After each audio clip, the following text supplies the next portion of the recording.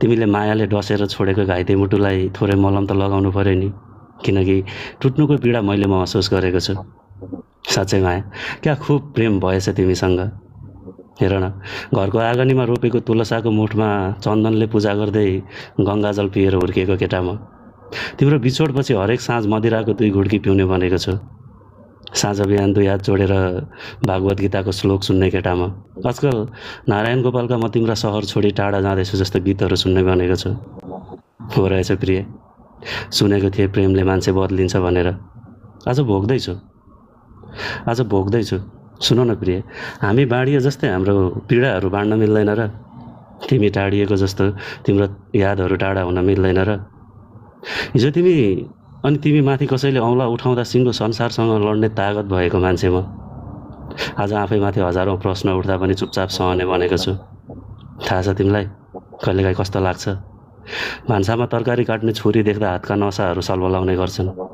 कौसीमा लुगा सुकाउने डोरी देख्दा घाँटीको नसाहरू फुल्लिएर आउँछन् लाग्छ सास आफैभित्र अल्झिएको छ। किन त्यो झ्याल बाहिर उडेको कुहिरो देख्दा आफ्नै चिताको धुवा उडेको महसुस हुन्छ। शरीर बाँचिरहेको छ तर यस्तो लाग्छ आत्माले मसान घाटसँग साइनो गाँसिरहेको छ।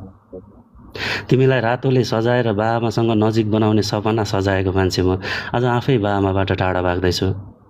थाहा छ अचल, न अब कसैको गुड मर्निङले मेरो बिहानी राम्रो हुन्छ, न कसैको शुभरात्रिले मेरो रातको सपनाहरू मुस्कुराउँछन्। जब तिम्रो यादहरूले मुटु खाने कोसिस गर्छ नि, म बार्दलीमा निस्किएर चुरोटको धुवासँगै तिम्रो यादहरूसँग सम्झौता गर्छु।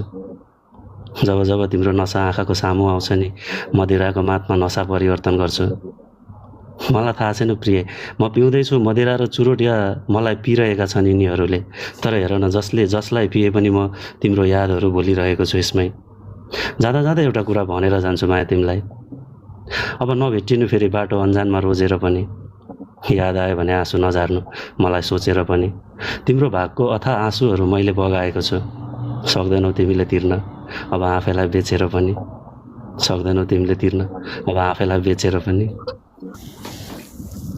धन्यवाद दाइ। त्यस्तो नगर्नु न।